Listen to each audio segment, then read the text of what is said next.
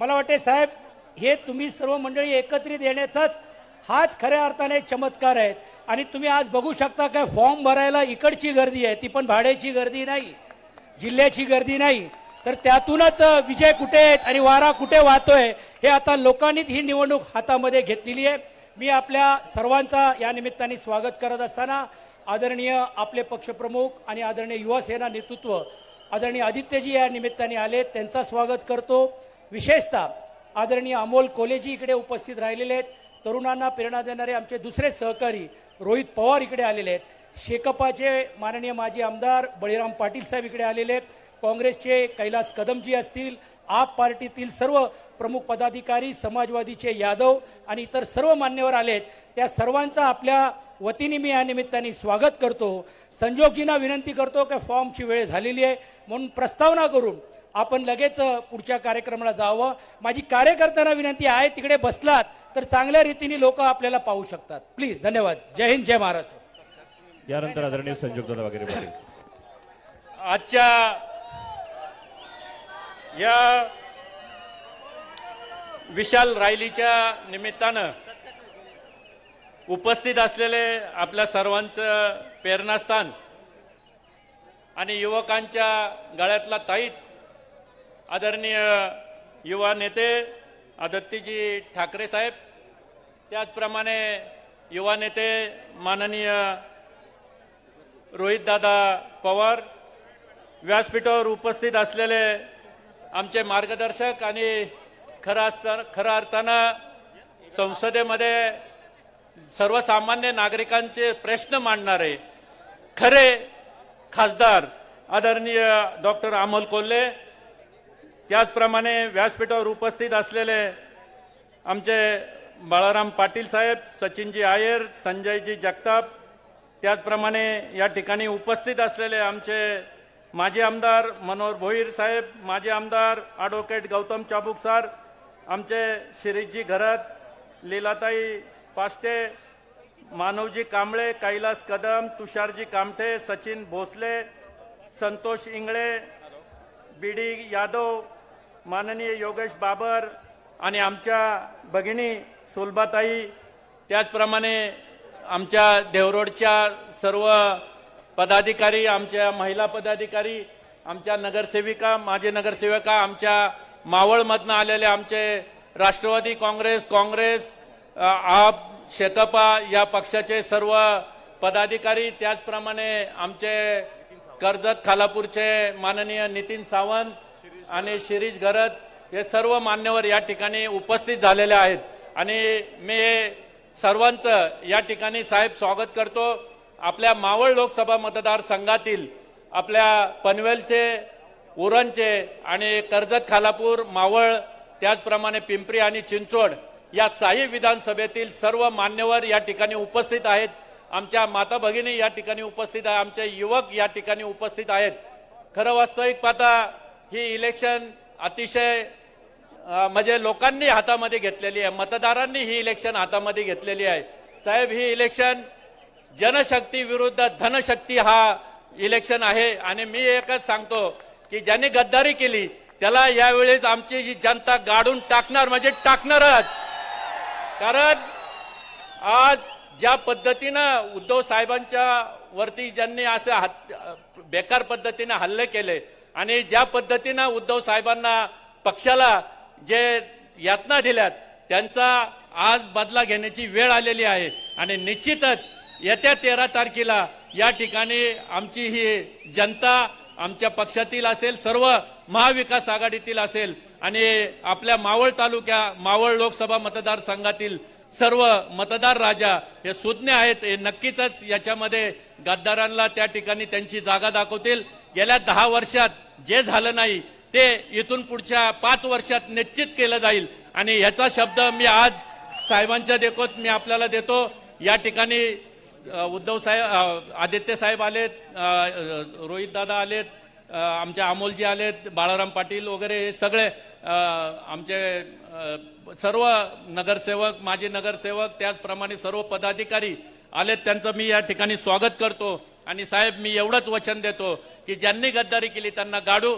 इथून पुढच्या काळामध्ये आपण महाविकास आघाडीच्या माध्यमातून जी जबाबदारी मला दिलेली आहे ही निश्चित मी नम्रपणाने या ठिकाणी पाळेल, एवढंच मी या निमित्तानं सांगतो. आणि मशाल ही प्रत्येक माणसाच्या मनामध्ये आलेली आहे आणि या ठिकाणी आदरणीय माणिकरावजी ठाकरे या ठिकाणी उपस्थित झाले, त्यांचं मी स्वागत करतो. आणि मशालीच्या समोरील बटन दाबून आपल्याला मशालीला जास्तीत जास्त मतदान करून बहुमताने निवडून द्यावं अशी मी आपल्याला विनंती करतो आणि या ठिकाणी थांबतो. जय हिंद, जय महाराष्ट्र. धन्यवाद. यानंतर मी विनंती करतो शिरूर लोकसभेमध्ये हे बघा, कार्यकर्ते जरा कृपया करून जाल का मी खाली जाऊ, कारण स्टेज पोलीसवाले सांगतात की हे काय झालं तर कार्यक्रमाला गाळबीड लागेल ना. प्लीज बसा ना साहेब, नेते साहेब बसा ना, गवळी साहेब बसा. मी आता आदरणीय अमोलजींना विनंती करतो. आणि यानंतर विनंती राहील शिवनेरीचा ठाण्यावाग आणि खासदार संसदरत्न डॉक्टर अमोलजी कोल्हे साहेब यांना विनंती, आपण सर्वांना संबोधित करायचे. अमोल दादाचं दोन्ही हातून जाऊन जोरदार टाळ्या वाजून स्वागत करायचंय. तुतारी वाजलीच पाहिजे. अमोलजींनी विनंती केली आहे की मी नंतर बोलणार आहे. तत्पूर्वी माणिकरावजी आपण आपल्याला विनंती सॉरी रोहितजी आपण या निमित्ताने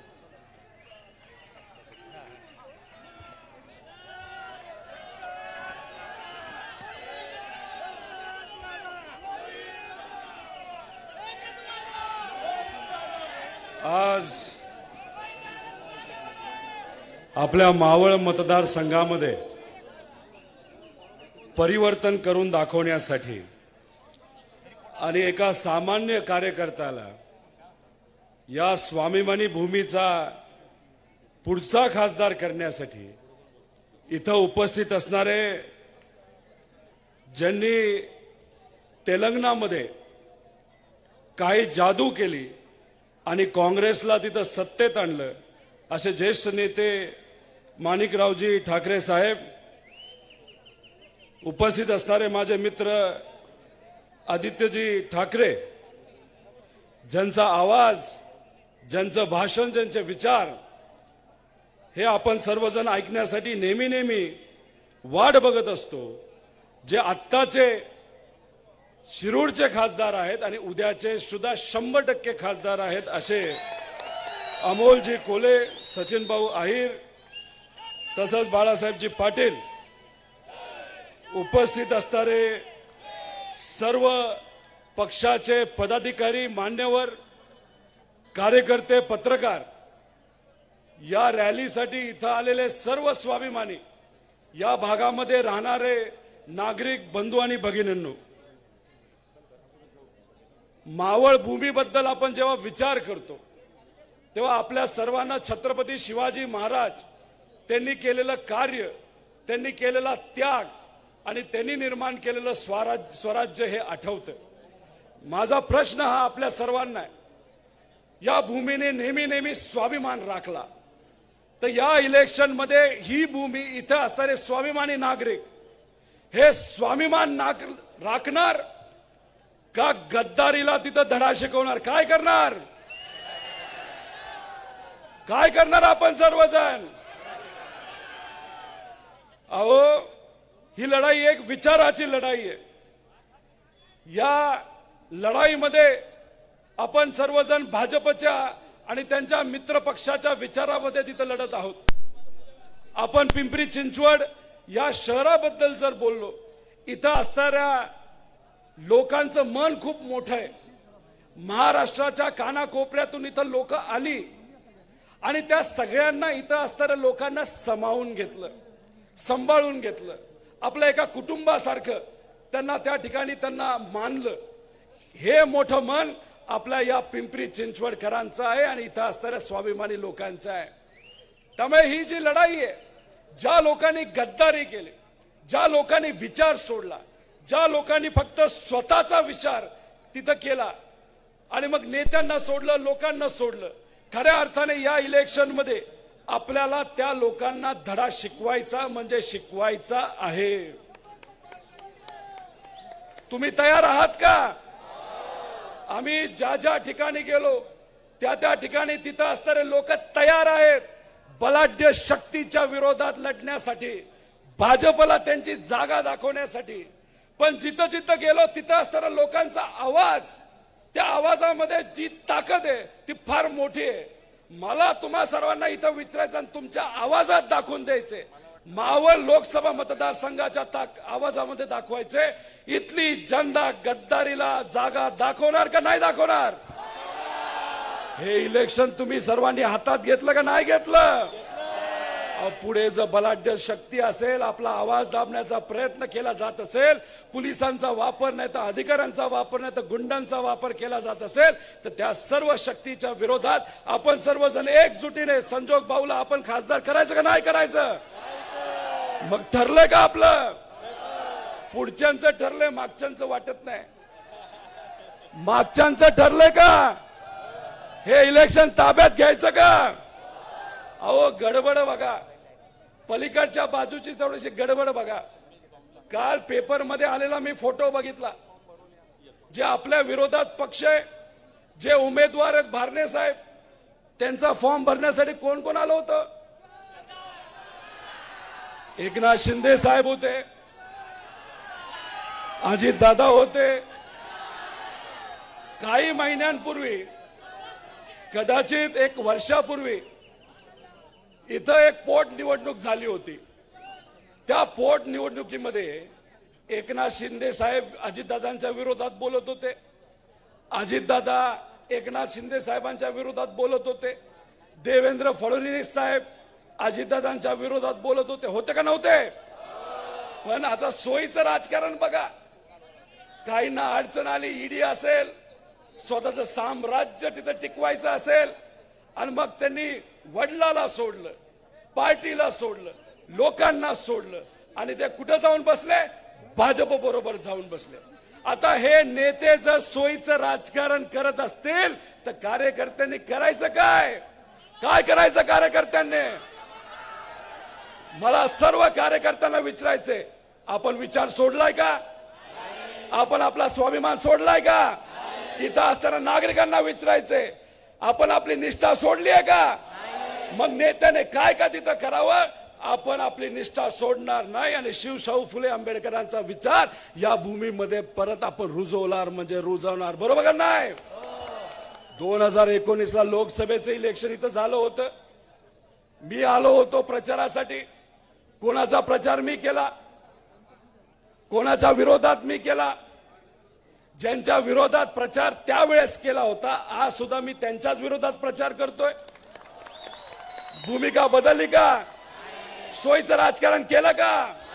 दिल्ली समोर झुकलो का? मग काय करायचं? आता लढायचं, आणि फक्त लढण्यासाठी लढायचं नाही तर जिंकण्यासाठी लढायचं, हे आपण सर्वांनी ठरवलं पाहिजे. आणि मी माझ्या भावाला सांगतो, तुझ्या कुठेतरी मनाच्या एखाद्या कोपऱ्यामध्ये जो पराभव त्या काळामध्ये तुझा झाला, दुर्दैव असं अजितदादा काल फॉर्म भरण्यासाठी आला, पण कोणाचे फॉर्म भरले? त्यांनी ज्यांनी तुला पाडलं त्याचाच फॉर्म तिथं भरला. पण तुझा हा भाव, हे इथं असणारे सर्व कार्यकर्ते जे पुरोगामी विचाराबरोबर होते, आज त्यावेळेचा बदला आणि भारणेंना त्या ठिकाणी हद्द पार करण्यासाठी आम्ही सर्वजण त्या ठिकाणी रिंगणात उतरलेलो आहे. अहो, या परिसराचा विकास कुणी केला? हे नेते काय म्हणतात? आम्ही केला, आम्ही केला. आम्ही असं कधी म्हणत नाही, एका नेत्याने केला. इथं असणाऱ्या सामान्य लोकांनी या भागाचा विकास केला, आणि त्या काळामध्ये ताकद या सामान्य लोकांना कुणी दिली? तर आदरणीय पवार साहेबांनी त्या काळामध्ये ताकद दिली. इथली MIDC पवार साहेबांनी आणली. या MIDC मध्ये अनेक कंपन्या पवार साहेबांनी आणल्या. पलीकडच्या बाजूला IT पार्क आदरणीय पवार साहेबांनी आणलं, आणि तिथं कोणाला नोकऱ्या मिळाल्या? शेतकऱ्याच्या मुलाला, कष्टकऱ्याच्या मुलाला, गरीबाच्या मुला मुलींना त्यावेळेस ज्यांनी डिग्री घेतली त्यांना तिथं काम मिळालं. हे होतं 2014 पर्यंत. 2014 नंतर काय झालं या भागाच्या बाबतीत? अहो, जेव्हा आदरणीय पवार साहेब हे केंद्रात मंत्री होते, त्यावेळेस जो निधी पवार साहेबांनी इथं दिला, त्या निधीतून जो विकास आज आपल्या सगळ्यांना दिसतोय, तो विकास खऱ्या अर्थाने त्या काळामध्ये झाला. पण मग वेगळा विकास आजचे हे जे नेते आहेत, जे भाजप बरोबर गेलेत, वेगळा विकास केला. काय विकास केला आपण? काय भाजपने इथं केलंय? एक तरी कंपनी 2014 नंतर या भागामध्ये आली का? अहो ज्या ज्या कंपन्या या भागामध्ये होत्या त्या कंपन्या सर्व बाहेर गेल्या, गुजरातला गेल्या. अहो मावळचे आमदार जे काय बोलतात ते बोलू द्या. आणि पण फॉक्सकॉनचा प्रोजेक्ट जो आपल्या सर्वांचा हक्काचा होता तो गुजरातला गेला, याबद्दल तुम्हाला वाईट वाटत नाही? अहो भाजपने काय केलं 2014 पासून? फक्त महाराष्ट्राचा अपमान तिथं केलाय. आणि जे जे सर्व प्रोजेक्ट आपल्या सगळ्या मुला मुलींसाठी महत्वाचे होते ते कुठे गेलेत? तर गुजरातला गेलेत. त्यांना गुजरातचं पडलं, इथल्या लोकांचं पडलं नाही. अहो IT कंपनीमध्ये एक एक फ्लोर मोकळा होतोय आता, एक एक फ्लोर. का? यासाठी तुम्हाला प्रयत्न नाही करायचे? अहो जर या परिसरामध्ये नोकऱ्याच नाही राहिल्या, नवीन कंपन्या जर आल्या नाही, तर हे जे छोटे मोठे व्यावसायिक आहेत त्यांच्याबद्दल काय होणार? इथं रिक्षा चालक आहेत त्यांच्याबद्दल काय होणार? जर तुम्ही विकासच करणार नसाल आणि फक्त गुजरातचाच विकास तुमच्या मनामध्ये असेल, तर या इलेक्शन मध्ये इथं असलेली स्वाभिमानी जनता ही भाजप आणि त्यांच्या मित्र पक्षाला उत्तर दिल्याशिवाय राहणार नाही. राहणार का नाही राहणार? काय करणार? नक्की का? संजोग भाऊला काय करायचं आपल्याला? अहो आम्ही ज्या ज्या ठिकाणी जातो तिथं आमचं ठरलंय कमीत कमी 2 ते 2.5 लाख. इथल्या लोकांचं काय ठरलंय? किती? अरे काय, विदर्भात गेलो, मराठवाड्यात गेलो, पश्चिम महाराष्ट्रात गेलो, 18-20 सभा घेतल्या. तिथला काय आवाज आणि काय वातावरण. इथं वातावरण लय भारी पण आवाज लय कमी. काय ठरलंय आपलं? किती लीडले? कमीत कमी 3 लाखाली आपल्या उमेदवाराला इथं निवडून द्यायचंय.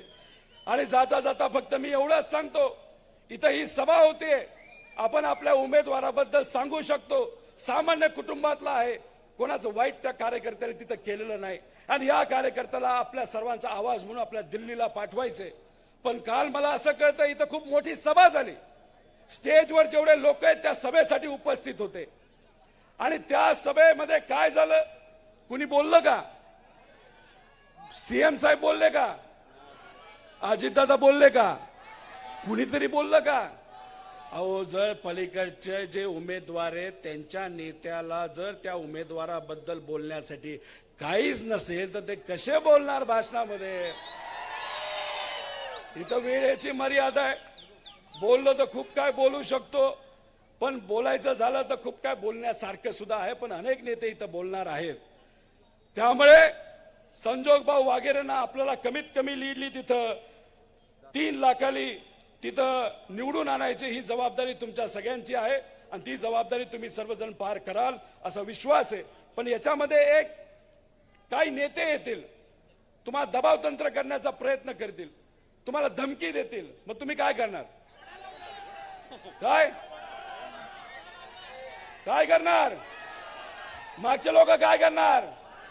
अरे फक्त पिंपरी चिंचवड बद्दल बोलतोय का? मावळ बद्दल सुद्धा बोलतोय?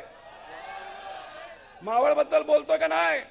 मग मावळच्या खालचा भाग जो आपला उरण आणि तो सगळा भाग तिथले कार्यकर्ते आलेत का? ठरलं का आपलं? त्यामुळे अशाच पद्धतीने या वातावरणामध्ये आपल्याला लढायचंय, विचार जपायचे.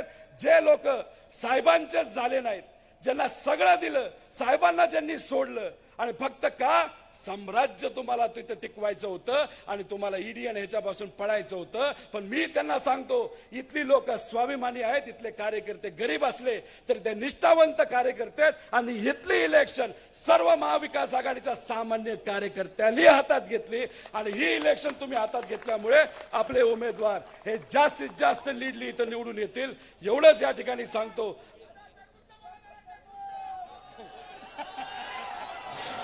कोणाबद्दल? कोणाबद्दल? टरबूज म्हणजे कोण? अहो 2014ला सत्तेत आल्यानंतर या महाराष्ट्राची राजकीय संस्कृती जर कुणी कमी केली असेल, खराब केली असेल, त्याला एकच माणूस जबाबदार आहे, देवेंद्र फडणवीस हे जबाबदार आहेत. त्यांना काय पडलं नाही? त्यांना काय पाहिजे?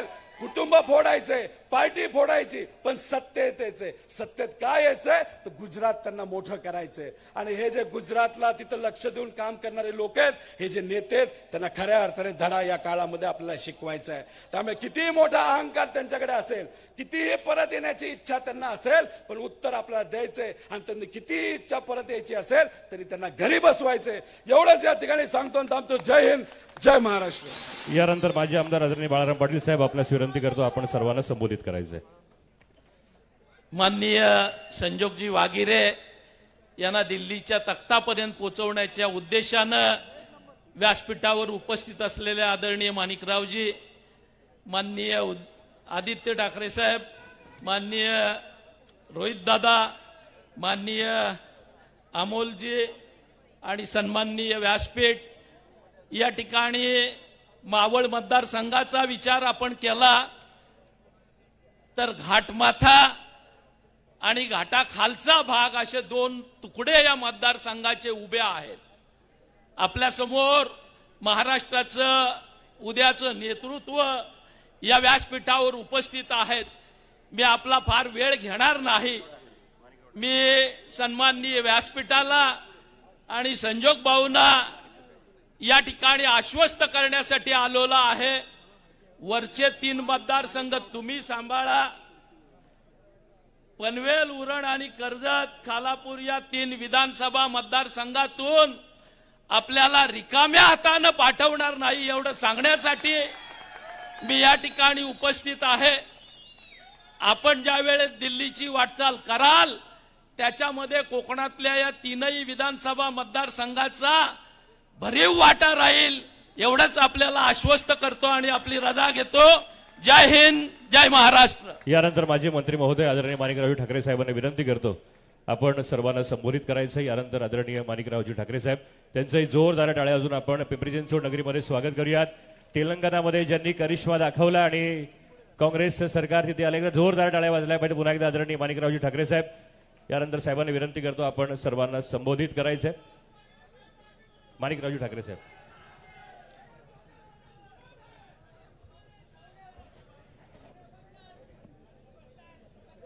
महाविकास आघाडी इंडिया फ्रंटचे मावळ लोकसभा मतदारसंघाचे सन्माननीय उमेदवार संजोग भाऊ वाघेरेजी, मंचकावरील शिवसेनेचे नेते आदित्यजी ठाकरे साहेब, सन्माननीय आदरणीय अमोलजी कोल्हे साहेब, माझे मित्र सचिन भाऊ आहेर, बाळारामजी पाटील, जिल्हा काँग्रेस कमिटीचे अध्यक्ष कैलासजी कदम. मी सर्वांची नावं घेणार नाहीत, परंतु शिवसेना, काँग्रेस आणि राष्ट्रवादीचे सर्व मंचकावरील नेते, मोठ्या संख्येनं संजोग भाऊ वाघेरे यांचा फॉर्म भरण्याकरता उपस्थित झालेले सर्व तिन्ही पक्षाच्या आघाडीचे सर्व सन्माननीय कार्यकर्ते आणि उपस्थित माझ्या सर्व तरुण मित्रांनो, आदित्यजी, मी या ठिकाणी आज पिंपरी चिंचवडच्या मावळच्या लोकसभेच्या उमेदवाराचा फॉर्म भरण्याकरता या ठिकाणी आलो आणि हेही सांगण्यात आलो की मी विदर्भामधून या ठिकाणी आलो आणि पहिल्या फेरीमध्ये विदर्भाच्या 5 जागेच्या निवडणुका त्या ठिकाणी मतदान झालं आणि विदर्भाची स्थिती काय आहे ते आपल्या सर्वांना सांगावं. जी हवा कशी वाहायला लागलेली आहे ते आपल्या सर्वांना सांगावं. याकरता आज मंचावर मी आपल्याला सांगू इच्छितो, या ठिकाणी सन्माननीय कोल्हे साहेब उपस्थित आहेत, आदित्यजी ठाकरे साहेब उपस्थित आहेत. आपल्या सर्वांच्या साक्षीने या ठिकाणी सांगू इच्छितो की विदर्भामधल्या ज्या 5 जागा आघाडीच्या मतदान झालेल्या आहेत त्या 5ही जागा आपण जिंकल्याशिवाय राहणार नाहीत. हे चित्र विदर्भामधून निर्माण झाले. राज्यामधली काही वेगळी परिस्थिती नाहीये. आज ज्या पद्धतीने राजकारण बीजेपीने देशामध्ये सुरुवात केली, या देशामधल्या जाती धर्माच्या नावाने या देशाला तोडण्याचं काम ते करतायत. आणि या देशामधल्या जनतेच्या हे लक्षात आलेलं आहे हे धर्माच्या नावाने जातीच्या नावाने राजकारण करून आपल्याला सत्तेपर्यंत पोहोचायचा आहे. हाच एकमेव त्यांचा प्रोग्राम आहे, कार्यक्रम आहे. परंतु आज आपण पाहतोय की आज आघाडी त्या ठिकाणी स्थापन झालीत महाराष्ट्रामध्ये. इंडिया आघाडी म्हणून संपूर्ण देशामध्ये आपण पाहतोय सगळ्या राज्यामध्ये ज्या जनता आहेत ती सर्व जनता आज इंडिया आघाडीच्या सोबत असल्याचं चित्र जागोजागी आपल्या सर्वांना दिसून येते. जसं जसं निवडणुकीचं मतदान त्या ठिकाणी पार पडेल पहिल्या दुसऱ्या 7 फेऱ्यांचं, त्याहून आपल्या सर्वांच्या समोर चित्र निर्माण होईल की इंडिया आघाडी देशामध्ये केंद्रामध्ये सत्तेमध्ये आल्याशिवाय राहणार नाही. ते चित्र आज संपूर्ण देशामध्ये निर्माण झालेले. आपण आपली जबाबदारी आहे. आज विदर्भामधल्या 5ही जागा मी या ठिकाणी आदित्यला सांगू इच्छितो की आपल्या मराठवाड्यामधल्या जागा असेल, माझ्या ठिकाणी सुद्धा त्या ठिकाणी आमच्या शिवसेनेचे नेते संजय भाऊ देशमुख आहेत. हिंगोलीचे त्या ठिकाणी उमेदवार आमच्याच जिल्ह्यामध्ये आहेत आणि बाजूचे सुद्धा जे उमेदवार आहेत ते आपल्या शिवसेनेचे जरी असेल परंतु ते आजच जिंकलेली आहेत हे या ठिकाणी मी आपल्याला खात्रीने सांगतो. आपल्या भागामध्ये पवार साहेब ज्यांच्या नेतृत्वामुळे संपूर्ण महाराष्ट्र आज विकासाच्या दृष्टीने पाऊल टाकलेलं आहे. सर्व ठिकाणी जे काही आज दिसत आहेत देशामध्ये सुद्धा शेतकऱ्यांच्या संदर्भामध्ये असेल किंवा राज्यामध्ये सुद्धा आपण पाहतो की पवार साहेबांनी जी वाटचाल केली अनेकांना घडवलं, आमच्यासारख्यांना सुद्धा पवार साहेबांचं मार्गदर्शन लाभलं. या भागामध्ये सर्व पवार साहेबांच्या पाठीमागे आहेत. पण पवार साहेबांनी ज्यांना मोठं केलं 30 लोक आता पवार साहेबांना त्या ठिकाणी खाली पाहण्याला भाग पाडण्याचा प्रयत्न करतायत. परंतु जनता सुज्ञ आहेत. जनतेला माहित आहे की पवार साहेब राज्याचं आणि देशाचं नेतृत्व आहेत. त्यांच्या पाठीमागे या भागामधली पूर्णपणे जनता आहे आणि त्यांच्या पाठीमागे असल्यामुळं कितीही बीजेपीचं त्या ठिकाणी प्रेशर यांच्यावर असेल की तुम्ही लढा, पवार साहेबांच्या विरोधामध्ये लढा, तुम्हाला काय पाहिजे ते आम्ही देतो, अशा पद्धतीने पवार साहेबांवर जे हल्ला केलात तो हल्ला आपल्या सर्वांवर, आपल्या कार्यकर्त्यांवर आहेत, आघाडीच्या कार्यकर्त्यांवर आहेत. म्हणून सर्वांनी या भागामध्ये एकजूट आपण सर्वांनी दाखवली पाहिजे. उद्धवजी ठाकरे साहेबांच्या संदर्भामध्ये बीजेपीनं, नरेंद्र मोदीनं, अमित शहाने जी भूमिका घेतली की यांना या ठिकाणी कुठेतरी आपण थांबवलं पाहिजे, त्यांचं नेतृत्व कुठे थांबवलं पाहिजे म्हणून वेगवेगळ्या पद्धतीने पक्ष फोडलात, चिन्ह घेतलं आणि सगळे हे जे घडून आणलं ते बीजेपीनं घडून आणलं. तुम्हा सर्वांना माहित आहे की त्यांच्या पाठीमागे कोण आहेत. फडणवीस आहेत, अमित शहा आहेत, नरेंद्र मोदी आहेत. यांनी कटकारस्थान करून पक्ष फोडला, चिन्ह त्यांना त्या ठिकाणी दुसरीकडे दिलं. परंतु जनता विसरली नाही. जनता विकासाच्या पाठीमागे. उद्धव ठाकरेजींना ज्या पद्धतीनं त्यांचा पक्ष फोडण्याचं काम केलं, त्या चिन्ह त्यांनी गोठवण्याचं का त्यांच्याकडे घेण्याचं काम केलं, ह्या सगळ्या वेदना हा जनतेला आहेत, महाराष्ट्रामधल्या जनतेला आहेत. ज्या पद्धतीने फडणवीसचा कारभार असेल राज्यामधला, देशामधला त्या ठिकाणी नरेंद्र मोदींचा, अमित शहांचा कारभार असेल, त्यामुळे सगळी जनता विटलेली आहेत आणि जनतांना बदल पाहिजे, परिवर्तन पाहिजे आहेत. तशाच पद्धतीने महाराष्ट्रातली जनता हे परिवर्तनही मागते आहेत. आणि ज्या पद्धतीने उद्धवजी ठाकरेच्या संदर्भामध्ये भूमिका या बीजेपीने आणि या शिंदे आणि अजित पवारांनी घेतली आहेत त्याचं सुद्धा उत्तर जनता मागते आहेत. आणि आम्ही पवार साहेबांच्या आणि उद्धव ठाकरेंच्या आणि राहुल गांधींच्या पाठीमागे भक्कमपणे उभा आहेत. ही परिस्थिती आज संपूर्ण देशामध्ये सुद्धा आपल्या सर्वांना दिसून येत आहे. आमची नम्रपणे विनंती आपल्याला आहे, सविस्तर काही मी या ठिकाणी बोलणार नाही कारण तर आदित्यजी ठाकरे आहेत, या ठिकाणी कोल्हे साहेब आहेत, अत्यंत चांगल्या पद्धतीने संपूर्ण महाराष्ट्रामध्ये एक संपूर्ण महाराष्ट्र पिंजून काढलेलं आहे. एक नेतृत्व म्हणून आदित्य ठाकरे पुढे येत आहेत आणि ते नेतृत्व आज संपूर्ण राज्यामध्ये जागोजागी पाहतो आपण. एक चांगल्या प्रकारे नेतृत्व कसं असावं, एक तरुण रोहित पवार असेल, त्या ठिकाणी आदित्यजी ठाकरे असेल, आमचे कोल्हे साहेब असतील, यांचं एक तरुण धडाडीचं नेतृत्व महाराष्ट्रामध्ये उभं राहत आहेत. म्हणून त्यांच्या पाठीमागे आपण भक्कमपणे सर्वांनी उभं राहिलं पाहिजे. अशा प्रकारची नम्र विनंती आपल्या सर्वांना या ठिकाणी करतो. आणि मोठ्या संख्येनं आपण या ठिकाणी उपस्थित झाले आहेत. संजोग भाऊ वगैरे यांना आपण प्रचंड मताधिक्याने सर्वांनी निवडून द्यावं आणि आपले मशाल चिन्ह जे आहेत त्या मशाल चिन्हाच्या समोरचं बटन आपण दाबावं अशा प्रकारची कळकळीची विनंती आपल्या सर्वांना करतो आणि ह्या निमित्ताचे माझे 2 शब्द संपवितो. धन्यवाद. जय हिंद, जय महाराष्ट्र. आणि यानंतर विनंती करतो, अबकी बार आम्हाला माहित नाही पण अबकी बार अमोल कोल्हे खासदार दादाला विनंती करतो आपण सर्वांना संबोधित करायचंय. यानंतर डॉक्टर अमोलजी कोल्हे. आदिशक्ती तुळजाभवानी, उभ्या हिंदुस्थानचा आराध्य दैवत छत्रपती शिवाजी महाराज आणि छत्रपती शिवाजी महाराजांनी या महाराष्ट्रातल्या मातीतल्या माणसाला जगावं कसं हे शिकवल्यानंतर याच मातीतल्या माणसाला शेवटच्या श्वासापर्यंत लढावं कसं हे शिकवणारे छत्रपती संभाजी महाराज यांच्या पवित्र स्मृतींना अभिवादन करतो. मराठी मानाचा मानबिंदू हिंदू हृदय सम्राट शिवसेना प्रमुख बाळासाहेब ठाकरे यांना मानाचा मुजरा करतो. आज महाविकास आघाडी इंडिया आघाडीचे अधिकृत उमेदवार माझे मित्र माझे स्नेही संजोगजी वाघेरे पाटील यांच्या उमेदवारी अर्ज दाखल करण्याच्या या सभेसाठी उपस्थित असणारे, आज महाराष्ट्र संघर्षाच्या दृष्टीनं ज्या एका युवकाकडे प्रेरणा म्हणून पाहतो ते शिवसेनेचे नेते मान्य आदित्यजी ठाकरे.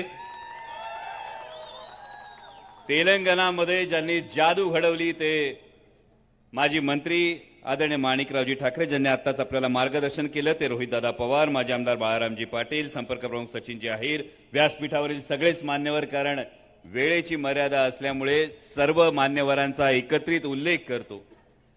आणि सगळ्यात महत्वाचं म्हणजे ज्याचे हात शिवशिवतात आणि करून दाखवण्यासाठी जो आतुरलाय तो समोर बसलेला हा कडवा शिवसैनिक, हा निष्ठावान शिवसैनिक. सगळ्यांना सस्नेह जय महाराष्ट्र. अनेकांना कुतूहल वाटलं असेल, अनेकांना अप्रूप वाटलं असेल, वैभवजी याची निवडणूक शिरूरला हा उमेदवार आहे आणि शिरूरला लढत असताना हा मावळमध्ये येऊन मावळच्या उमेदवाराच्या नॉमिनेशन अर्जाचा प्रचार करतोय.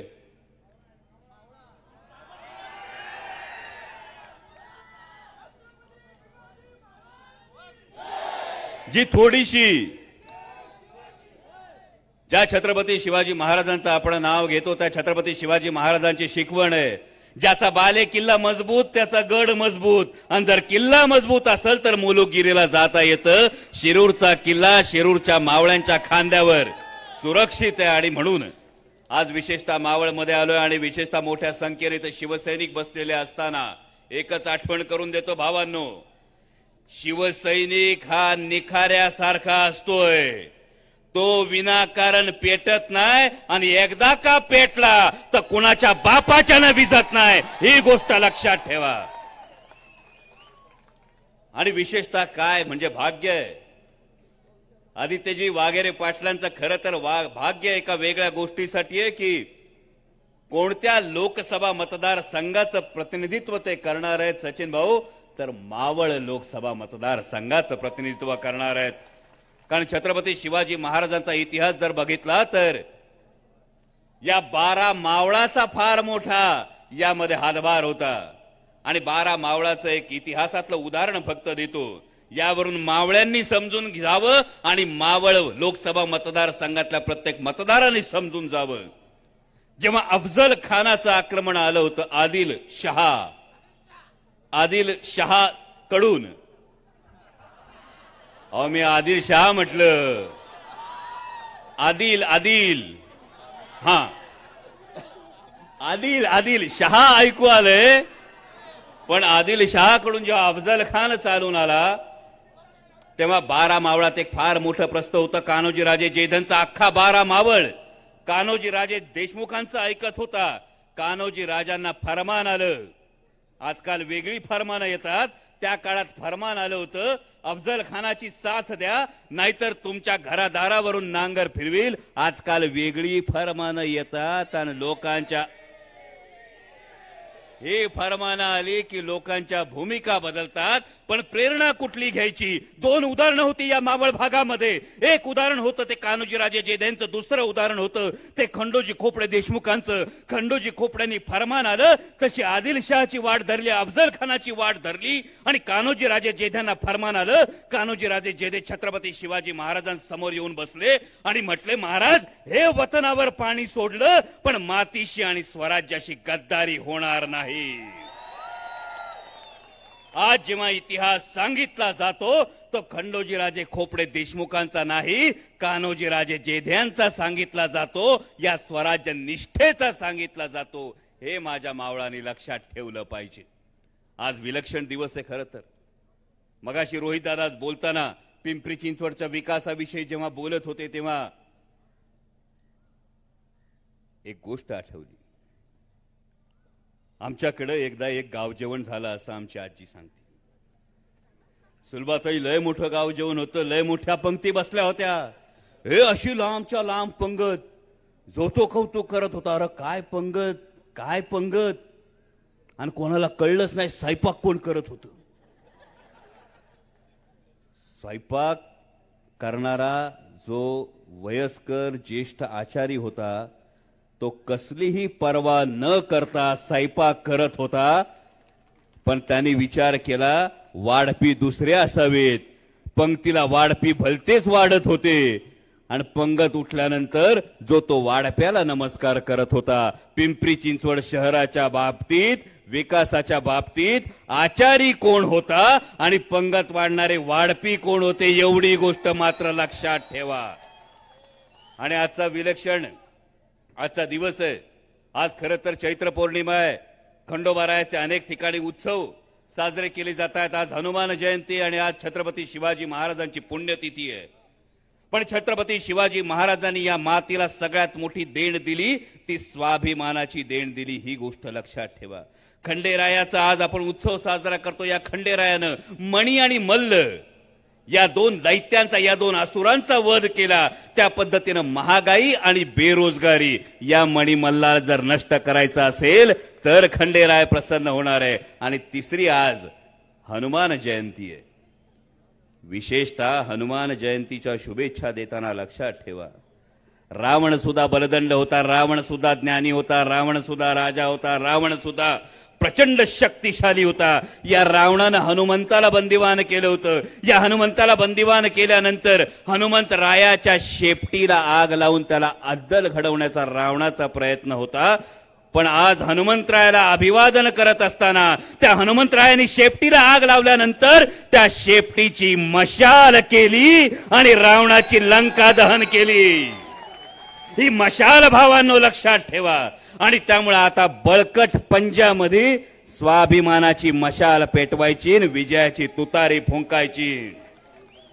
आम आदमी पक्ष असेल, राष्ट्रवादी काँग्रेस शरदचंद्रजी पवार पक्ष असेल, काँग्रेस पक्ष असेल, शेतकरी कामगार पक्ष असेल, माझ्या भावानं हात जोडून कळकळीची विनंती आहे. ही निवडणूक फक्त दोन उमेदवारांची नाही, ही निवडणूक फक्त दोन पक्षांची नाही. जो जो या देशाला, जो जो या मातीला आपली माता मानतो, जो जो या देशाला आपली मातृभूमी मानतो, त्या प्रत्येकाची ही निवडणूक आहे. आणि त्यामुळे मला फोन आला नाही, मला मेसेज आला नाही, मला बोलवणं आलं नाही. या कुठल्याही अडचणीमध्ये राहू नका, हात जोडून विनंती करतोय. कारण मैदान जंग में किसी को बुलाया नहीं जाता, जिसका खून खौलता है वो खुद ब खुद चला आता है. आणि हे जर केलं, जाता जाता एवढंच सांगतो, एक सकाळ आहे या मावळ लोकसभेत उगवणार आहे. ज्या दिवशी गद्दारी काढली जाईल, गद्दारांना धडा शिकवला जाईल, त्या दिवशीच्या सकाळी सगळं क्षितिज हे भगवा असेल आणि त्या भगवाच्या क्षितिजा अडून, भगव्या शाली अडून एक थरथरणारा रुद्राक्षाची माळ घेतलेला हात हा आशीर्वादासाठी उभा राहील. त्या आशीर्वादासाठी आणि ती गद्दारी काढण्यासाठी ही मशाल प्रज्वलित करा. आणि पुढचे 13 तारखेपर्यंत तुमच्यातला प्रत्येक जण संजोग वाघेरे पाटील असेल, तुमच्यातला प्रत्येक जण हा मशाल धरणारा शिवसैनिक असेल. या मशालीच्या चिन्हासमोरचं बटन दाबून संजोग वाघेरे पाटील यांना प्रचंड बहुमतानं विजयी करा, एवढीच कळकळीची विनंती करतो आणि थांबतो. धन्यवाद. जय शिवराय. आणि यानंतर विनंती करतो, खऱ्या अर्थानं मुंबई कोणामुळे हरतीये? हार्दिक पांड्या आपल्याला पाहिजे का? जोरदार टाळ्या वाजवून स्वागत करायचे आदरणीय आदित्य साहेब ठाकरे.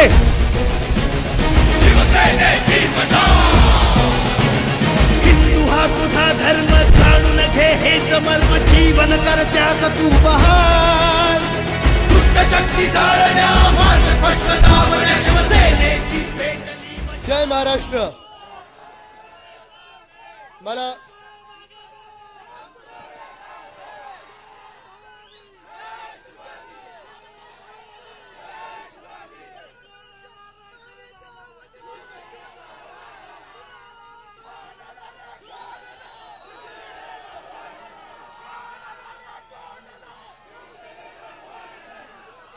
चार जून साठी थोडा उत्साह बाकी ठेवा. आवाज येतोय का तिथपर्यंत? खरं पाहायला गेलं तर मला माहिती आहे आपण सकाळी साधारणपणे 9:30 पासून, दादा आता जरा थांबा 9:30 पासून आपण सगळे या रॅलीमध्ये आलेला आहात. ऊन चढलेलं आहे डोक्यावर, साधारणपणे 43 डिग्री एवढं टेम्परेचर आहे. वाटतंय का कोणाला उष्णता?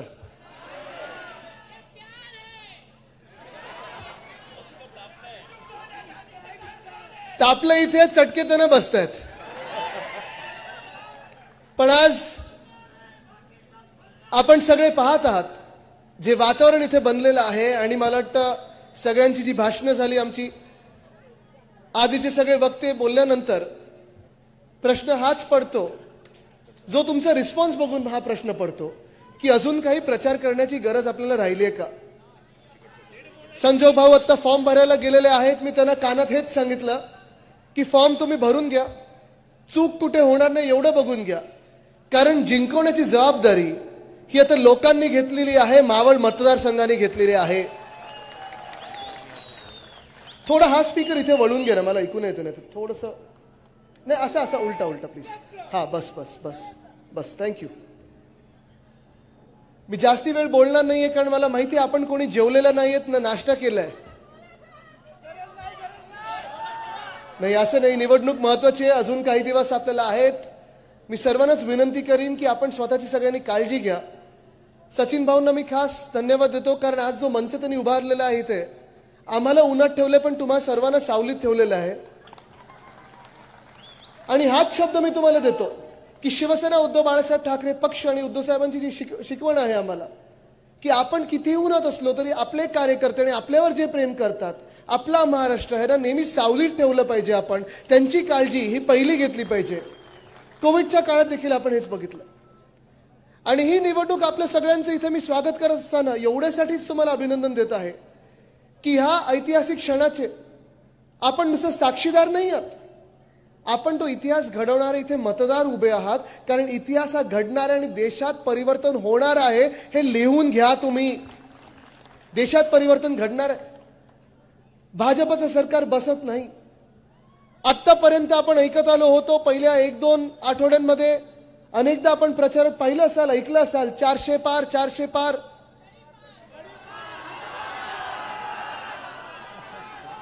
ठाकरे साहेब इथे प्रचाराची गरजच नाहीये. कारण जो नारा आपण दिल्लीत दिला होता, उद्धव साहेबांनी दिल्लीत जाऊन सांगितलं होतं, अब की बार हे सगळीकडे आता दिल्लीपर्यंत पोहोचलेलं आहे. पण आज तडीपार खरोखर भाजपला करण्याची गरज आलेली आहे. अनेकदा आपण ऐकलं होतं, अनेकदा आपण स्वतःहून म्हटलेलं होतं की कीचड में ही कमल खिलता है. आणि त्यावेळी कदाचित आपल्याला वाटलं असेल देशात कीचड होता, देशात घाण निर्माण झाली होती, मग अनेक वेगळे आपण विषय घ्यायचो, भाजपसोबतच रस्त्यावर उतरायचो, आंदोलनं करायचो, लाठीकाठी पोलिसांची खायचो. हे बरोबर भाजपावाले त्या ट्रकमध्ये जाऊन बसायचे आणि फोटो असे घोषणा देताना यायचे. लाठीकाठी आपण कार्यकर्ते खायचो, शिवसैनिक खायचो. पण भाजपचं सरकार आपल्या डोक्यावर बसल्यानंतर 2014 पासून आपण पाहिलं असेल, आपल्याला वाटलं तो चिखल कमी होईल, कीचड कमी होईल. चिखल काय, सगळीकडे कीचड फेकत चालू आहे. एकामेकांना चिखल लावतात, दुसऱ्यावर चिखल फेकतात आणि चिखल फेकल्यानंतर मग ऑफर येते. ते कोण, शहाची ऑफर तेव्हा कोणाची आली होती, आता कोणाची येते हो? तसाच राहिलाय आणि मागचं 8-9 पण तसंच राहिलंय. जॉईन और जेल, हे नाही, काही काही लोकांना जास्ती किंमत देण्याची तर गरज नसते, सोडून द्या. पण महत्वाची गोष्ट हीच आहे, जॉईन और जेल ही जी काही पॉलिसी सगळीकडे आली, तुमच्यावर चिखल आम्ही फेकू आणि चिखल तुमच्यावर फेकल्यानंतर तुम्हाला तो चिखल धुवून काढायचा असेल तर भाजपा वॉशिंग पावडर मध्ये उडी मारत जे प्रगती करत होती तिथे एक तर स्वतःचे यांचे मुख्यमंत्री यांनी बदललेले आहेत, कोणतरी भलतंच यांनी डोक्यावर बसवलेलं आहे. आणि जे विरोधी पक्षाचे मुख्यमंत्री होते वरपासून खालपर्यंत उत्तरपासून दक्षिणेपर्यंत जर मोजलं तर आपण पाहिलं असेल दिल्लीमध्ये जो प्रकार झालेला आहे, जो एवढा भयानक प्रकार झालेला आहे, अरविंद केजरीवाल जी यांना अटक केली. माहितीये का केली यांनी अटक? कोणीतरी जाऊन यांना सांगितलं की आम्ही अमुक अमुक शेकडो कोटी अरविंद केजरीवाल यांना दिलेले आहेत, आता तुम्ही अटक करा. ईडी बरोबर घरी पोहोचली, त्यांना ऑफर दिली, एक तर एनडीए मध्ये या नाही तर तुम्हाला जेलमध्ये टाकू. अरविंद केजरीवालजींनी सांगितलं जेलमध्ये टाकलं तरी चालेल, फासावर लटकवलं तरी चालेल, पण तुमच्या भाजपामध्ये येणार नाही. लढत आहेत ते तिथे. संजय सिंगजी असेच आहेत, शूरवीर एक योद्धा आहेत संजय सिंगजी, तसेच जेलमध्ये जाऊन आले. जसं आपल्याकडे संजय राऊत जी आहेत, अनिल देशमुख जी आहेत, तसं तिथे दिल्लीत संजय सिंग आहेत, जेलमध्ये जाऊन बाहेर आले, लढत आहेत, आपल्या देशासाठी लढत आहेत, सत्यासाठी लढत आहेत. कारण भाजपाची एकच पॉलिसी, एकच कार्यक्रम भाजपाचा चालतो, सत्यमेव जयते नाही तर सत्तामेव जयतेसाठी लढा, सत्ता काबीज करण्याचा प्रयत्न करा. दिल्लीमध्ये जे त्यांनी केलं तसंच झारखंडमध्ये केलं, आपण पाहिलं असेल. हेमंत सोरेनजींना देखील त्यांनी तसंच आत टाकलेला आहे. तसंच आपलं सरकार देखील पाडण्याचा प्रयत्न केला. तेव्हा हे जे मिंदे आहेत आज मुख्यमंत्री म्हणून, घटनाबाह्य मुख्यमंत्री आपल्या डोक्यावर बसलेत, अवकाळी सरकार म्हणून आपल्या डोक्यावर बसलेले आहेत, त्यांना पण ऑफर दिली होती जॉईन और जेल. त्यांचं कॅशचं गोडाऊन सापडलं होतं, इन्कम टॅक्सची धाड पडली होती, त्यांना सांगितलं येताय की टाकू आतमध्ये. मग ते लगेच रडायला लागले दाढी खाजवत. आणि मग 20 मेला उद्धव साहेबांनी येऊन सांगितलं होतं, वर्षा बंगल्यावर अमोलजी त्यांनी येऊन सांगितलं होतं की मला हे धमकवत आहेत, मला आता जेलमध्ये जाण्याची हे माझं वय नाहीये, मी काय करू साहेब, मला हे आत टाकतील, तुम्ही काहीतरी करा, भाजपसोबत चला, आम्ही आज जाऊ. हे सगळं रडगाणं झालेलं तिथे. आणि हे सगळं झालं कारण काय आहे, आपण एक पॉलिसी बघितली आहे भाजपची असते, खोटं बोला पण रेटून बोला. मिंदे गँगची एक पॉलिसी आहे, खोटं बोला पण रडून बोला. एवढाच फरक आहे दोघांमध्ये, खोटं बोलतच असतात. पण मूळ मुद्दा हा आहे की इथे पण ती जॉईन और जेल पॉलिसी होती. आणि तुम्हाला आज सांगतो, लिहून देतो, हे 40 गद्दार आमदार ज्यांनी टुपुक टुपुक उड्या मारून गुजरातला पळाले, मग गुवाहाटीला पळाले, मग गोव्यात जाऊन टेबलावर नाचले, हे सगळेचे सगळे त्यांच्या विरुद्ध काही ना काहीतरी धमक्या होत्या, फाईली होत्या, केसेस होत्या, आरोप होते. आणि तसेच जे गद्दार खासदार गेले, एक इकडचे पण होते. काय चोर, हे वेगळं वेगळं काय काय ऐकत असतो, कुठे डांबर चोर, कुठे माती चोर, कुठे कोंबड्या चोरल्या जातात, कुठे काय म्हणजे काय. सगळेच असे लोक एनडीएत घेतल्यानंतर बाकीचं राहिलं तरी काय. पण मुख्य गोष्ट ही आहे, तुम्हाला सांगायला मी इथे आलेलो आहे की आज देशात जेव्हा जेव्हा तुम्हाला सांगितलं जाईल की 400 पार भाजपा करत आहे, तुम्ही सांगा कदाचित चंद्रावर करत असेल, आमच्या भारत देशात 400 काय 200 पार पण भाजप करणार नाही. काल परवाकडेच मी ऐकत होतो, एक नारा माझ्या कानावर आला, भाजपासाठी साऊथ से साफ आणि नॉर्थ में हाफ. आणि हेच मी सांगत होतो तुम्हाला, 400 पार जे आपल्या कानावर येतं, तुम्ही पण समजून घ्या आणि तुम्ही पण सगळ्यांना सांगा. जर इथून कोणी, तुम्ही मला सांगा, तुमच्यातून कोणी भाजपाला मतदान करणार आहे का? तुमच्यातून कोणी गद्दारांना मतदान करणार आहे का? तुमच्यातून कोणी महाराष्ट्र द्वेषींना मतदान करणार आहे का? कोणी महाराष्ट्र विरोधांना मतदान करणार आहे का? म्हणजे मावळची सीट आपली आहे ना, शिरूरची सीट आपली आहे ना, पुण्यातली सीट आपली आहे ना, बारामतीची सीट आपली आहे ना. मग 400 पार येतात तरी कुठून? आणि हेच तुम्हाला सांगायला मी इथे आलेलो आहे. खूप वेळा तुम्हाला भ्रमात टाकलं जातं की अरे तुम्ही तुमचं मतदान भाजपच्या विरोधात का करताय, तुमचं मत फुकट जाईल. तुमचं मत फुकट जाणार नाही. तुमचं एक बोट हे इतिहास घडवणार आहे, केंद्र सरकार हे बदलणारं तुमचं मत असणार आहे, हे तुम्ही लक्षात घेणं गरजेचं आहे. आज आपण पाहत आहोत की या देशामध्ये प्रत्येक जण हा त्रस्त आहे, हैराण झालेला आहे. मला जास्ती वेळ बोलायचं नाही, जेव्हा भाषण करायची वेळ आपली सभा येईल तेव्हा सांगणार आहे. पण आज जर छोट्या काही शब्दांमध्ये आपल्याला पटवून द्यायचं असेल की विकास कसा झालेला आहे किंवा नाही, आणि कोणाचा झाला आणि कोणाचा नाहीये, आणि बदल कुठे घडणार आणि तुम्ही तो बदल कसा घडवणार. जरा इथे जरा थोडी चुळबुळ कमी करा ना. हे कॅमेरा वगैरे नंतर लावा प्लीज. विकास कोण घडवणार आहे, विकास कोण घडवणार नाही, तर तुम्हाला आज उदाहरण द्यायला इथे मी आलोय. जानेवारीच्या महिन्यामध्ये केंद्राचा अर्थसंकल्प आला होता. केंद्राचा अर्थसंकल्प जेव्हा सादर केला गेला तेव्हा निर्मलाताई सीतारामन यांनी सांगितलं की आता आम्हाला नवीन शोध लागलेला आहे की ह्या देशात 4 जाती आहेत. 4 जाती आहेत. माहिती आहे कुठच्या जाती त्यांनी सांगितलं? त्यांनी सांगितलं 4 जाती ह्या म्हणजे गरीब, शेतकरी, युवा आणि महिला. या 4 जाती आहेत, 4 वर्ग या देशामध्ये, बाकी कोणी नाही. आणि आता आम्ही यांची सेवा करणार. म्हणजे तुम्ही विचार करा, 10 वर्षाचं बहुमताचं सरकार चालवल्यानंतर ह्यांना कळतं की हे 4 वर्ग आपल्या देशात आहेत. आणि जर ह्या 4 वर्गांचा तुम्हाला पाढा वाचायचा असेल, 4 वर्गांचा अभ्यास करायचा असेल, हे 4च्या 4 वर्ग आपल्या मावळ मतदारसंघात आहेत ना. शेतकरी आहेत, महिला आहेत, युवा आहेत, गरीब आहेत. चला आता आपण प्रत्येकाला विचारायला सुरू करूया, इथे शेती कोणाची? जरा हात वरती करून दाखवा मला. सगळ्यांची शेती आहे? तुम्ही मला सांगा, या गेल्या 2-2.5 वर्षामध्ये तुम्ही शेतकरी म्हणून या महाराष्ट्रात जगू शकता का? जगणं परवडतं का? शेतमालाला भाव आहे का? जर तुम्हाला आज मी विचारलं की तुम्हाला तुमची पुढची पिढी म्हणजे माझ्या वयाची मुलं असतील, रोहितच्या वयाची मुलं असतील, तेजस्वी यादव आहेत, ते देखील बिहारमध्ये लढत आहेत, आमची जी पिढी आहे म्हणजे तुमची पुढची पिढी, तुमची मुलं मुली, तुम्हाला असं वाटतं का तुमच्या पुढच्या पिढीने शेतीत यावं आणि कृषी क्षेत्रात यावं, शेती करावी? वाटतं तुम्हाला कोणाला? का नाही वाटत हो? परवडत नाही. अजून शेतकऱ्याला भाव मिळत नाही, शेतमालाला भाव नाही. नैसर्गिक जीएसटी, कितीचा जीएसटी हो खतावर? 18% आहे. बरोबर आहे. अजून काही तिथून सांगू शकाल का?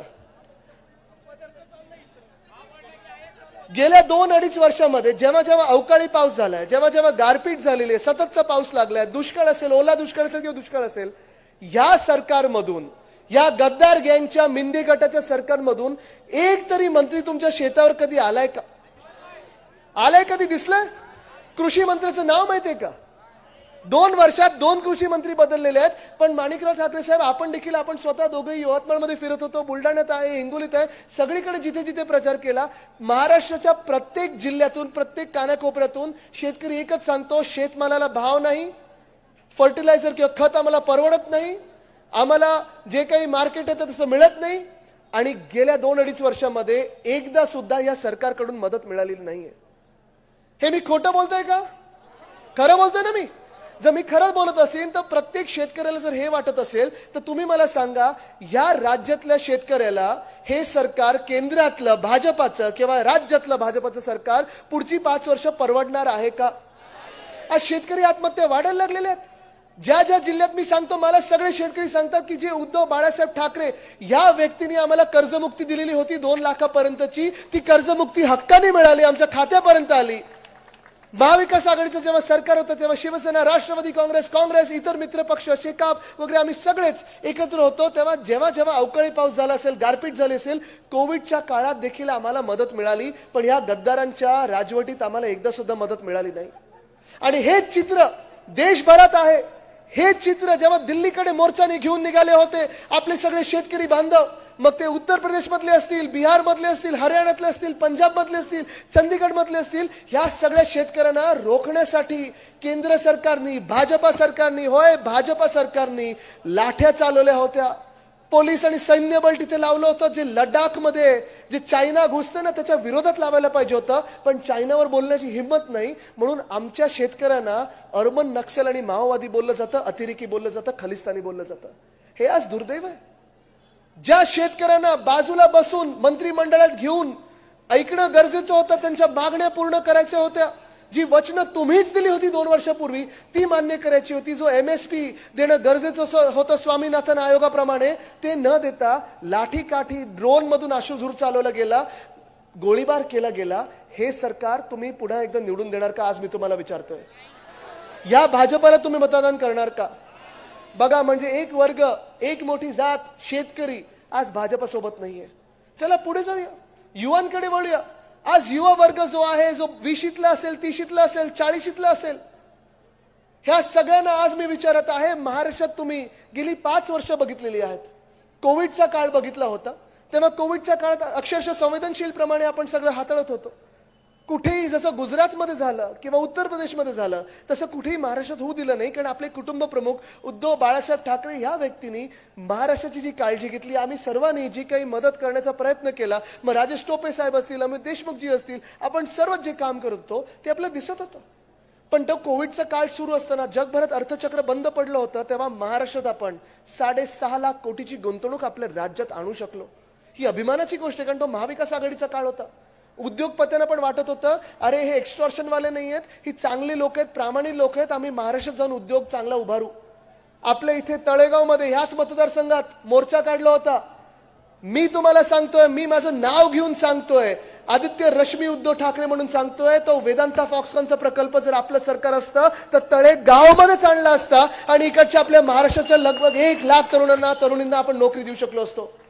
पण आपलं सरकार पाडलं गेलं. गद्दारी झाली. गद्दारी जी झाली ती झाली. निर्लज्जपणे एका नीच राजकारण्यांनी गद्दारी जी केली ते झाल्यानंतर मला तुम्ही सांगा, तुम्ही तरुण म्हणून मला सांगा, या गेल्या 2-2.5 वर्षामध्ये जेव्हा या गद्दार गँगचं सरकार होतं, मिद्दी गटाचं सरकार होतं, तुम्हाला एक तरी नव्या नोकरीची संधी आली आहे का? आली? कधी नव्या रोजगाराचं तुम्ही ऐकलंय? जॉब ऑफरचं ऐकलंय तुम्ही? आंदोलनामागे आंदोलन आपली होत चाललेली आहेत. मोर्चे मागे मोर्चे आपण निघत चाललेले, आपल्या लढाईसाठी आपण लढत चाललोय, न्याय हक्कांसाठी लढत चाललेलो आहे. पण प्रत्येक जो मोठा प्रकल्प होता तो त्यांनी पाठवला त्यांच्या आवडत्या राज्यात. त्यांचं आवडतं राज्य कुठचं? आज तुम्ही मला सांगा, उदाहरणं किती आहेत? किती 100 उदाहरणं माझ्याकडे आहेत. पण पहिलं उदाहरण जे आहे आपल्याच मतदारसंघातलं आहे. वेदांता फॉक्सकॉन तळेगावमध्ये येणार होतं, कुठे पाठवलं त्यांनी? एअरबस टाटाचा प्रकल्प आपण मिहानमध्ये नागपूरमध्ये आणणार होतो, कुठे पाठवला त्यांनी? बलड्राग पार्क आपण रोह्यामध्ये आणणार होतो, पाठवलं कुठे त्यांनी? छत्रपती संभाजीनगर येथे आपण ऑरिक सिटीमध्ये मेडिकल डिव्हाइस पार्क आणणार होतो, पाठवलं कुठे त्यांनी? अमरावतीमध्ये टेक्सटाईल पार्क आणणार होतो, पाठवलं कुठे त्यांनी? बुलढाण्यामध्ये आपण रिन्युएबल एनर्जी इक्विपमेंट पार्क आणणार होतो, पाठवलं कुठे त्यांनी? वर्ल्ड कपची फायनल आपल्या वानखेडेमध्येच व्हायला पाहिजे होती. शरद पवार साहेब जेव्हा अध्यक्ष होते क्रिकेटचे, वानखेडेमध्ये होते आणि आपण जिंकलो होतो. आता कोण अध्यक्ष झाले तिथे? काय आदिलशाह? कोण पाठवलं कुठे त्यांनी? आता मला तुम्ही सांगा, हे सगळं आपल्या महाराष्ट्रात असतं, चला बाकी सगळं सोडा, वर्ल्ड कप जर आपल्या महाराष्ट्रात असतं तर जिंकलो असतो ना आपण. माझा मूळ मुद्दा हाच आहे. माझा गुजरातला काही विरोध नाहीये. जे काही गुजरातला मिळालं पाहिजे त्यांच्या अधिकाराचं असेल, हक्काचं असेल, मिळू देते ना. आसाममध्ये तसंच मिळालं पाहिजे. मणिपूर जाऊन शांत करा. मणिपूरमध्ये पण जे काही उद्योग आणि रोजगार आला पाहिजे, जी प्रगती झाली पाहिजे ती झालीच पाहिजे. केरळ असेल, काश्मीर असेल, झालंच पाहिजे.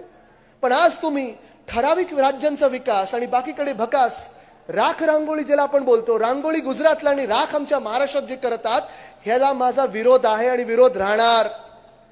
आणि आज मी इथे तुम्हाला तरुणांना विचारायला आलोय की हा जो आपल्या महाराष्ट्रावर अन्याय होतो, जो आपल्या तरुणांवर अन्याय होतो, जो तरुणींवर अन्याय होतोय, त्याच्या विरोधात मी एक 33 वर्षाचा तरुण लढत आहे. तुम्ही माझ्या सोबत उभे राहणार की नाही राहणार?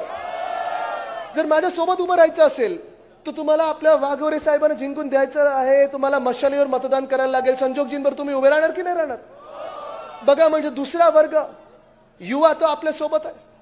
तिसरा वर्ग जो आहे महिला, इथे जरा हात वरती करून दाखवा मला. आणि तुमचं खास मी कौतुक करत आहे, कारण तुम्ही देखील उन्हातानात आज सोबत आहात, तुम्ही प्रचार करत आहात. महिला देखील आज आपण पाहताय महाराष्ट्रभरातल्या सगळ्या महिला आपल्या सोबत आहेत. कारण प्रत्येकाला वाटतं एकमेव विश्वासू नेतृत्व म्हणजे उद्धव बाळासाहेब ठाकरे कुटुंब प्रमुख आहे. पण आज मी महिलांना विचारत आहे, आज महिलांना ह्या महाराष्ट्रात सुरक्षित वाटत आहे का? 2 मंत्री असे आहेत, एक मंत्री असे आहेत अमोलजी, ज्यांनी कॅमेऱ्यांसमोर सुप्रियाताईंना, चला महिला नेते आहेत, त्या खासदार आहेत, 1 मिनिट विसरून जा, एवढ्या घाणेरड्या शिव्या दिलेल्या आहेत. त्या मंत्र्याला ज्याची हकालपट्टी व्हायला पाहिजे होती, ज्याला लाच मारून गेट आउट करायला पाहिजे होतं, त्यांना प्रमोशन मिळालेलं आहे, अजून एक खातं मिळालं आणि मंत्रिमंडळात बसवलेलं आहे. दुसरे मंत्री आहेत ज्यांच्यावर भयानक आरोप झालेले, उद्धव साहेबांनी त्यांना काढून टाकलेलं होतं मंत्रिमंडळातून, त्यांना देखील डोक्यावर बसवलेलं आहे. ओ, ज्या राज्यामध्ये गुंड त्या मंत्र्याला जाऊन रील करतात, ज्या राज्यामध्ये अनेक वेगळ्या वेगळ्या गँग येतात, त्या गँगनं जाऊन नेते किंवा त्यांची मुलं जाऊन भेटत असतात, सेल्फी काढतात, अशा राज्यामध्ये तुम्हाला सुरक्षित वाटतंय का? वाटू शकतं का? आज महिला देखील बोलत आहेत की आम्हाला बदल घडवायचा आहे. कारण ज्या देशामध्ये जो भाजप पक्ष आहे, बिल्किस बानो नावाच्या बाईवर काही वर्षांपूर्वी रेप झाला होता, भयानक रेप झाला होता. तो रेप होत असताना, तो अत्याचार होत असताना तिथे तिच्या डोळ्यासमोर तिच्या 3 वर्षाच्या मुलीला चिरडलं गेलं होतं आणि मारून टाकलं होतं, जिवंत मारून टाकलं होतं, तसंच चिरडलं होतं डोळ्यासमोर. आणि त्या रेपिस्टना जेव्हा सुप्रीम कोर्टाने सजा सुनावली, त्या अत्याचारी लोकांना जेव्हा सुप्रीम कोर्टाने सजा सुनावली, ज्यांना जन्मठेप झाली होती, गुजरातच्या कैदेत ठेवलं होतं, गुजरातच्या भाजप सरकारने त्यांना प्रचाराच्या वेळी बाहेर काढलं. ते अत्याचारी लोकांच्या आरत्या ओवाळल्या, हार घातले मंत्र्यांनी आणि प्रचारात फिरवलं. अशा पक्षाला तुम्ही निवडून देणार आहात का?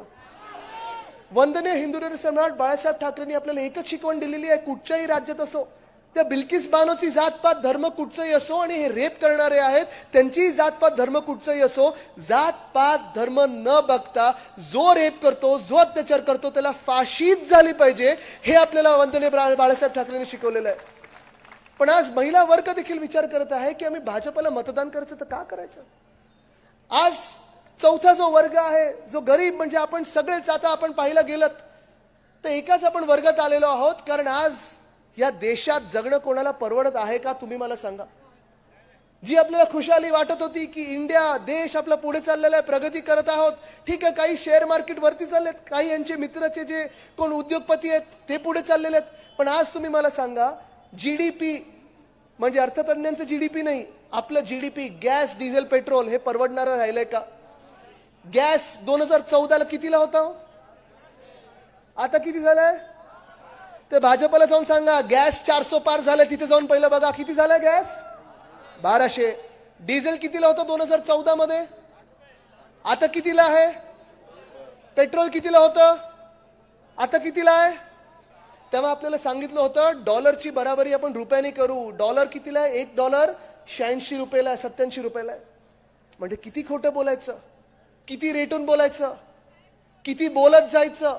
आज आपण पहा, या देशामध्ये भाजपचा जो प्रचार वळलेला आहे, ना शेतकऱ्यांसाठी कोणी बोलत आहे, ना महिलांसाठी कोणी बोलत आहे, ना तरुणांसाठी कोणी बोलत आहे, ना पेपर फुटीची होत आहे.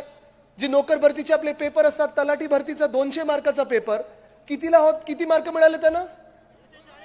214. म्हणजे काय ईव्हीएम वर तुम्ही मार्क दिले काय? पण आज प्रश्न हाच आहे की यांना सजा देणार तरी कोण? एमपीएससीच्या परीक्षा असतील, तलाठी भरतीच्या परीक्षा असतील, पोलीस भरतीच्या असतील, अनेक वेगळी कारणं घेऊन आपण पाहतोय भाजप याच्यावर बोलत नाहीये. भाजप कशावर प्रचार सुरू करते?